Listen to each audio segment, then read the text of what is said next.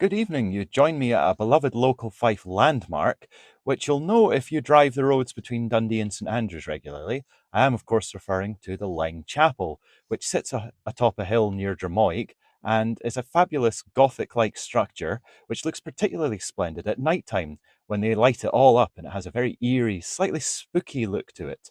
So I'm going to go and have a wee look around it just now. What was it for? So it was built by Sir John Leng in 1895, and it took 2 years to complete. It was a memorial to his first wife, Emily, who was the first person to be interred at this Vickersford cemetery, which replaced the cemetery down at the old Forgan Kirk, which is just about half a mile down that way. The designer was Thomas Capon, and it's got a bit of a French connection because the actual building is based off of Saint Chapel, which is a famous chapel in Paris, and the interior is actually made with Normandy stone. So it's a very French looking building, and I'm going to go and have a little look at it now. So I've dug out the old OS map, and if you want to get to this place, so you start in Dundee and then go all the way down, and that is us right there.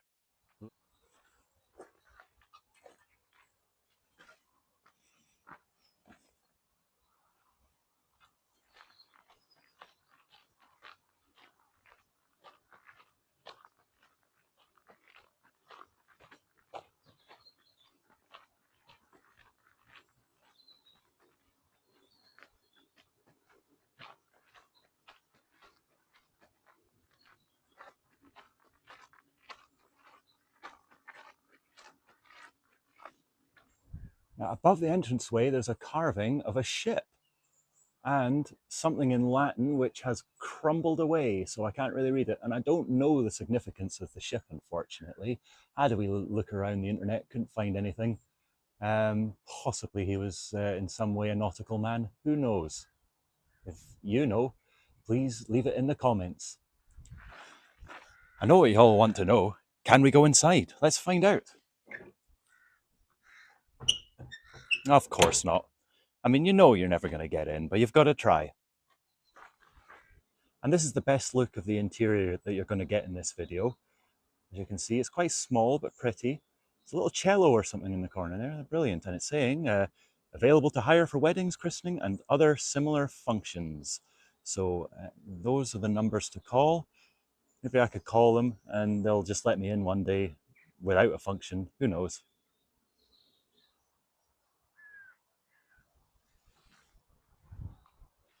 And on the western side of this building, there's a fabulous little corridor here. Now, there's a memorial plaque here to various members of Sir John Leng's family. Now, the plaque to Sir John Leng himself and his wives, I think that's inside the chapel, so sadly I won't be able to see that. There's also a plaque in there, I think, dedicated to the Boer War, the soldiers that died there. Unfortunately, I won't be able to see that either. What's interesting is there's also this plaque here, which has nothing on it. So there's clearly room for more internments. Whether there will be any more, I'm not entirely sure. But again, you can see some lovely detailing here. This is like a four-leafed clover. And when you look up there, there's almost, that looks like maybe a lion or something, I don't know. So you've got this lovely swirly carving here. And these beautiful, beautiful carved windows. Look at the light coming through them. So who was Sir John Leng? Well, he was a man from Hull that came up to Dundee in 1851, and he became the editor of the Courier. Now, while he was there, he also founded the Evening Telegraph and the People's Friend, so he was a bit of a journalism magnate. He also later on became a Liberal MP, so he had a very storied career, this man, and he was a generous and well-liked employer. One of the other aspects of his legacy is that he founded the Leng Medal singing competition, which some folk might remember from school, where you had to sing a Scots song. Thankfully, I never entered this because my singing voice is absolutely horrid.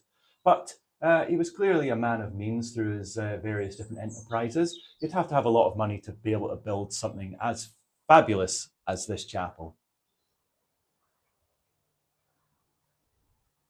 Now, the view on this side is the view that you see from the road, and this really is the best side of the chapel. As you can see, all the ornate carvings on the windows and above as well. You've got gargoyles. Look at this wee fella here. Looks like Gollum or something like that. But this is where they really spent all the money, I think. And you've got the ceiling there, which is originally copper, of course, has gone green with verdigris over time. And there's the steeple, which is very close to the one at Leng Chapel in Paris. But it is an absolutely beautiful building. Now, at night time, as I said earlier, this gets all lit up and it's got a very eerie kind of glow. You can see it for miles around, and it really draws your eye. So this is the dedication plaque. It says, "This sanctuary for devotion, rest and contemplation was dedicated to the bereaved, the weary and afflicted by Sir John Leng, MP of Kinbray, Newport, AD 1897. The light on this church right now is absolutely wonderful. Always try and do things at sort of this time of the day if you can. There's just something so warm about the light. It really befits this beautiful place. Now the light's just hitting that window perfectly right now, so you can get a little view of the stained glass that's in all these windows here. It's quite dull on this side, but that little bit just shows you how glorious it can be in the full sunlight. And so ends my explore of the Leng Chapel, and I'll end the video as always with a recommendation, and today it's going to be a silver. It is a beautifully constructed building, splendid carvings, a wondrous spire, and when the light hits it at this time of the day, time of year, it is really something else to behold. There's not a lot to do here. You'll go around it quite quickly, and it's just really there to take in. So there's no exploring or adventuring, which is maybe why it misses out on gold for me. I was also not lucky enough to get inside, so maybe I'm judging it a bit harshly. I'll wait until the doors open day or something like that and see if I can get in, and then I might reassess it to see if it gets that elusive gold.